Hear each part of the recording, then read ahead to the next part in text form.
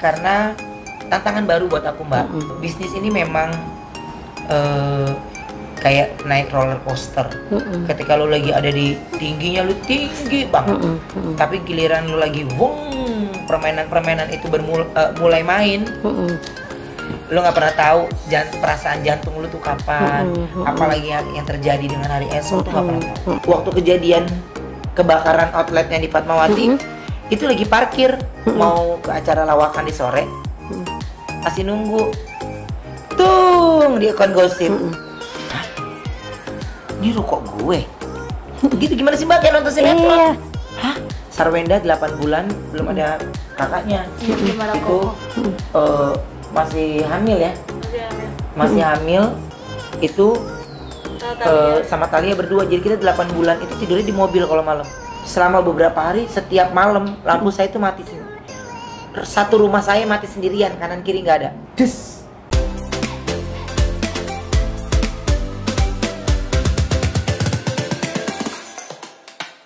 Ruben ini kan sangat sibuk ya. Ada bisnis, ada artis, ada penyanyi, host, komedian. Apa sih yang paling menyenangkan profesi yang disukain sama Ruben? Kalau ditanya saat ini, aku bisnis. Oh, yang diseriusin bisnis. Diseriusin bisnis. Kenapa, Ben? Karena tantangan baru buat aku, Mbak. Jadi bisnis ini memang kayak naik roller coaster. Ketika lu lagi ada di tingginya, lu tinggi banget. Tapi giliran lu lagi permainan itu mulai main, lu nggak pernah tahu perasaan jantung lu tuh kapan, apalagi yang terjadi dengan hari esok tuh nggak pernah tahu. Gitu. Jadi bisnis sih buat aku kayaknya penting untuk aku bisa maintain. Gitu. Tapi kalau profesi yang sebenarnya paling disukain apa? Ya kalau profesi mah tetap presenter. Presenter. Sebagai artis ya? Iya, sebagai artis tuh udah, ya biar bagaimanapun kan nama Ruben Onsu ini ada di dalamnya karena artisnya. Tapi ini Tuhan lagi ngasih jalan nih ke tempat yang lain nih, gitu. Ya mudah-mudahan saya pengennya sih jalan dua-duanya. Tapi jika kata Tuhan harus pilih satu, ya bisnis.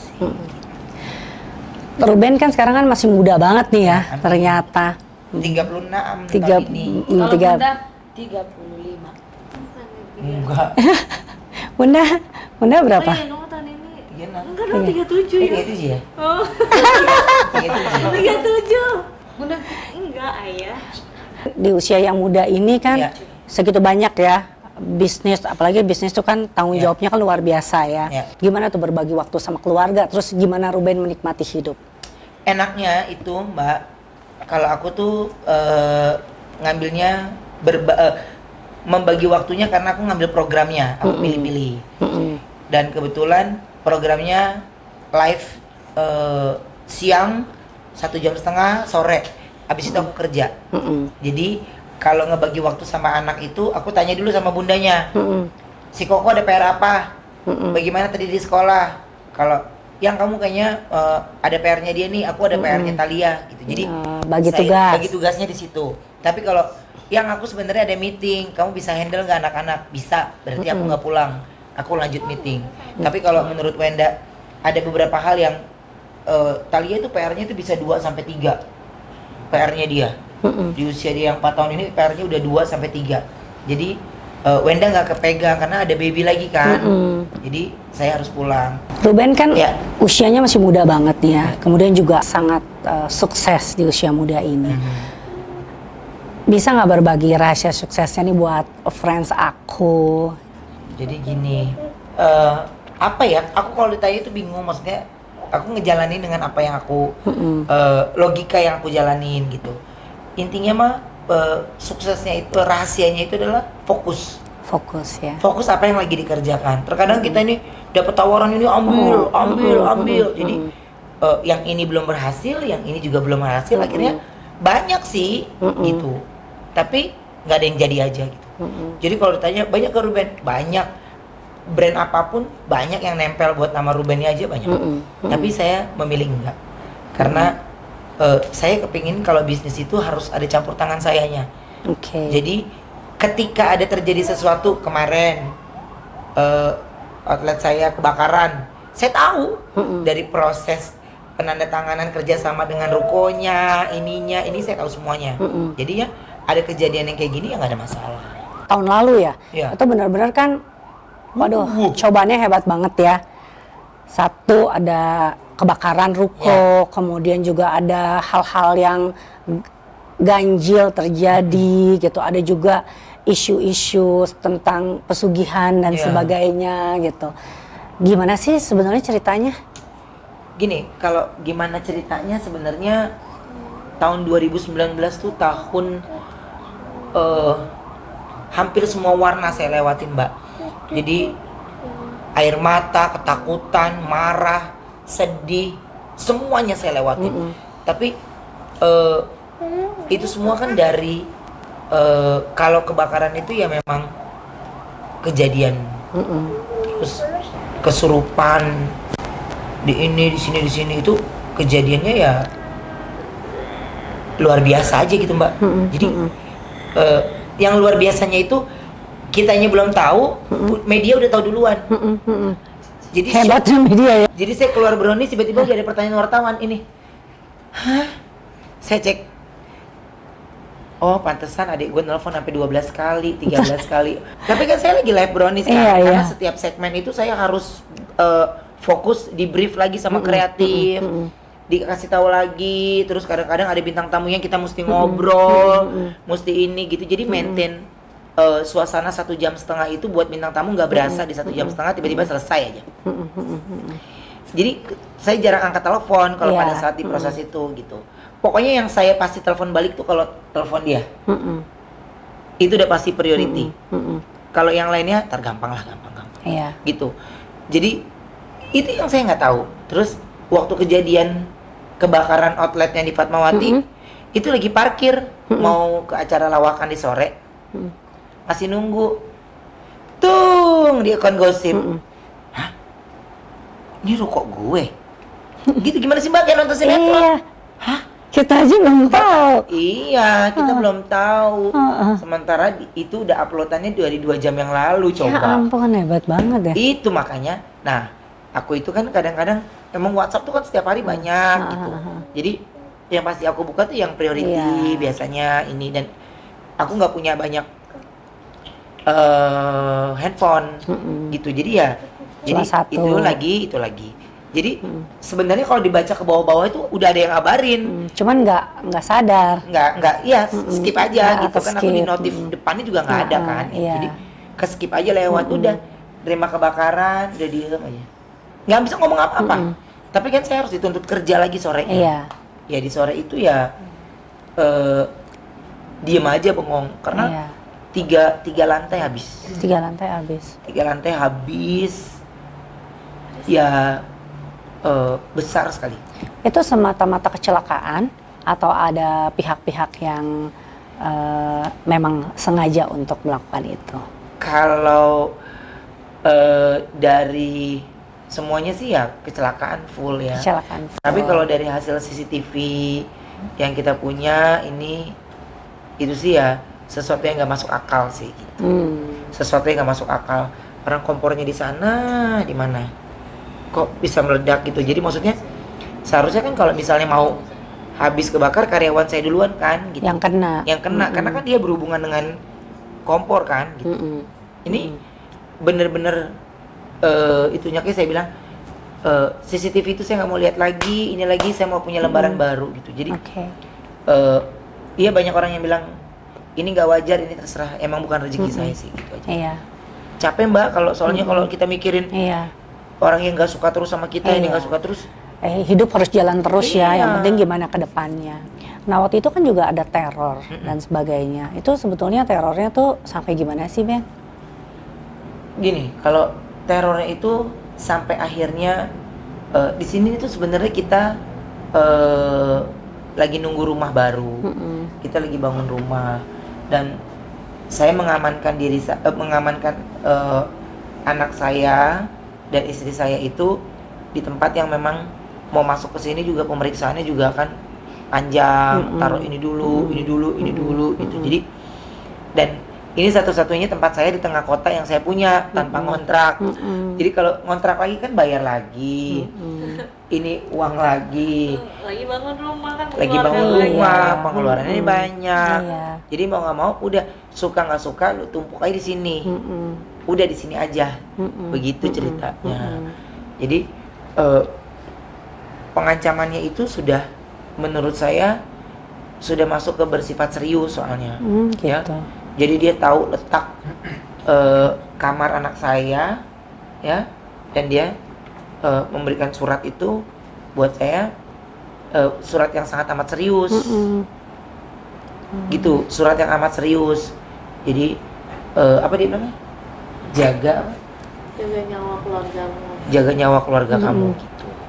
Dan sebelum kejadian ini, saya itu kan seminggu yang lalu kan kita di Jakarta kejadian ada yang pembunuhan satu keluarga berantai kan. Nah saya jadi parno, Jadi Mbak. parno dong. Iya. Jadi kan wajar kan kalau kita takut. Saya pulang malam, anak istri juga di rumah. Dan kegiatannya kan banyak di luar ya. Iya. Jadi ya Walaupun di rumah pasti ada yang jagain gitu. Iya. Kita ada orang yang jagain, tapi kan gimana pun tetap kita kan nggak tahu gitu. Kadang ada orang waktunya lengah, nggak pernah mau nyalain orang lain. Jadi ya lebih baik akhirnya dia ngajak pindah. Ngajaknya sih pelan-pelan. Pertama enggak, nginep dulu yuk. Terus lama-lama bawa barang semua. karena kan orang biasa di rumah tiba-tiba barang diperkecil kan. Iya. Karena kalau di apartemen tuh kita kan nggak bisa bawa barang banyak Nggak kan. bisa, Iya. terbatas aja udah gitu. Jadi ya kalau kita mau ada perlu apa-apa ya udah bolak-balik barang-barangnya yang ditukar. Tapi Ben, orang bisa sampai serius tahu gitu ya seperti kamar anak. Apakah dia tuh kenal sama Ruben atau pernah dekat dengan keluarga Ruben? Kalau aku ada berpikir ke sana, Mbak, tapi aku cuma berpikir karena letak di depan itu memang kamar anak kacanya. Oh, Positifnya gitu doang. jadi kelihatan lah Iya. kegiatannya. Gitu. Tapi apakah itu kebetulan atau apa terserah sih kalau buat saya. Jadi ngelihat kamar anak buat saya ancamannya itu bersifat serius, ya saya otomatis langsung lapor. Iya dong. Gitu, lapor minta pengamanan, dan akhirnya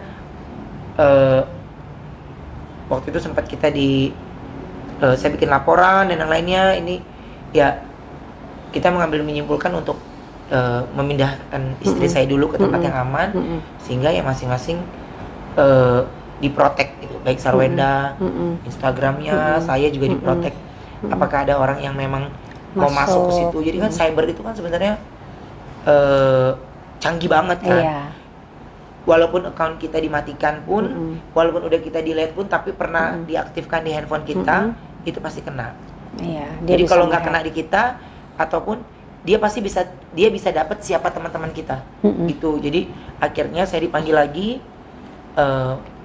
ya dibilang ya lebih baik untuk keamanan menggunakan safety aja bagi untuk kegiatan sehari-hari dan juga di rumah. Oke. Katanya ada isu juga pegawai pada mau resign Iya. karena takut jadi tumbal gitu. Benar nggak sih, apa itu Betul, gosip tuh? betul. Benar ya? Jadi kalau kesurupan itu ya saya juga berpikir cuman ya saya mungkin masih mesti banyak lagi positifnya, positif thinkingnya saya harus itu lagi. Kalau ditanya ke kami tuh, nggak percaya ya gue mah gitu. Tapi kejadian Mbak, itu kejadian. Dan kejadian itu buat saya tuh kesurupan tuh menjadi hal yang gue bahkan kejadiannya lebih dari kesurupan nih gitu. Itu pernah Mbak. Jadi sebelum aku jawab yang kesurupan ini, Sarwenda 8 bulan belum ada kakaknya. Iya, belum ada Itu koko. masih hamil ya. Masih hamil. Masih hamil itu Tahu Talia. sama Talia berdua. Jadi kita 8 bulan itu tidurnya di mobil kalau malam. Ya ampun. Jadi nggak tenang. Jadi tidur kita di mobil? tidurnya di mobil setiap jam 1 malam. Saya pulang habis acara dangdutan, saya turunin, Mbak, saya tuh sampai sesedih-sedihnya. Jadi saya tidur di mobil, nyalain AC, dengerin ini, Sarwenda tidur. Terus kalau udah 4:30 pagi, Wenda bangunin saya atau saya bangunin dia, bawa anak lagi ke atas. Kenapa? Apa di rumah emang diganggu? Aku tuh orangnya rada cuek sih soalnya kayak gitu. Menurut aku ya mungkin kalau ada pun ya kita punya dunia masing-masing gitu. Jadi kayak percaya nggak percaya aku orang ya. Jadi positive thinkingnya adalah aku kirain, jadi rumahku di atasnya itu kan aku di lantai 2, di atasnya atap gitu. Aku kirain suara jalan dari jam 2 lah mulai pasti sampai jam 4-an gitu. Suara kayak orang jalan berisik banget, aku kirain tikus dong. Jadi aku kadang kan sama Thalia gitu kalau misalnya dia keluar kota, jadi kita kirain tikus. Oke, aku udah suruh orang 3-4 yang berbeda nyari ke atas. Yang pertama ada ketemu 1, katanya cuma 1 gitu misalnya, itu juga dari luar yang kayak kecil-kecil gitu katanya. Ya udah, nggak mungkin sih kecil suaranya, soalnya suara kayak Orang nafas. bek gitu, kayak orang jalan di atas gitu. Iya, berisik banget tapi soalnya. Udah dong, akhirnya aku suruh orang lagi, mungkin orang itu nyarinya kurang benar gitu. Aku suruh tukang sampai 4 orang nggak ada. Sampai aku kasih obat, kasih apa, nggak ada gitu. Jadi ya sampai akhirnya ya aku kayak, berisik banget sih. Malah bukan takut tapi kesel jatuhnya. Iya, jadi lama-lama udah kebal soalnya kali ya. Kesel jadinya. Tapi kan aku takutnya ke anak kan. Anak alasannya apa lagi ya gitu. Tapi waktu akhirnya Ruben memutuskan pindah, Nah. itu masih terjadi gitu Itu- di rumah. Enggak, jadi pada saat itu orang- dari situ Enggak, orang tuh banyak yang salah sangka dikirain tuh rumah kita yang angker. bukan. Tapi sebenarnya enggak, kalau mau angker, kalau dibilang angker itu berarti dari pertama kali kita tinggal loh. Ini enggak, ini baru 3 bulan gitu. Ini muncak kemarahannya itu pada saat ke blow up di Brownies. Kan ada itu, terus ya saya kan mati. pada saat ditanya, ya saya jujur aja Mbak. Saya jujur ya, ditanya ya saya jawab. Maksudnya gak ada yang mesti gue bohongin. Iya. Lu udah makan belum? Belum. Jujur kan gitu. Terus pada saat itu saya menjawab itu, kejadian 2 hari dari situ, selama beberapa hari setiap malam lampu saya itu mati satu rumah saya mati sendirian, kanan kiri nggak ada. Ya ampun. Nanti aku share ya videonya, boleh di share. Ntar aku share videonya. Des. 3 kali ular, 3 kali apa 2 kali ular? 3 kali ular. Kasian banget tapi ya kali ya. Ular-ular hitam, kobra hitam, itu ikan pekat. Bun, ngomongin tak takut. Anak aku tuh paling suka banget binatang. Jadi, bun, snake, bun, seneng. Kita shock. Cuma dia happy ada ular. Ya, snake, bun, snake. Gitu. Oh, udah lagi begini di tangga rumah. Jadi pada saat itu saya mandi Mbak. Pas mandi, pokoknya udah selesai bersih-bersih, saya mandi. Tek, darah gini. Hah? Bocor. Mana sih ini darah? Dari sini nih Mbak. Dari paha. Dus, dus, dus. Pada saat mau berdoa, kita mau berdoa,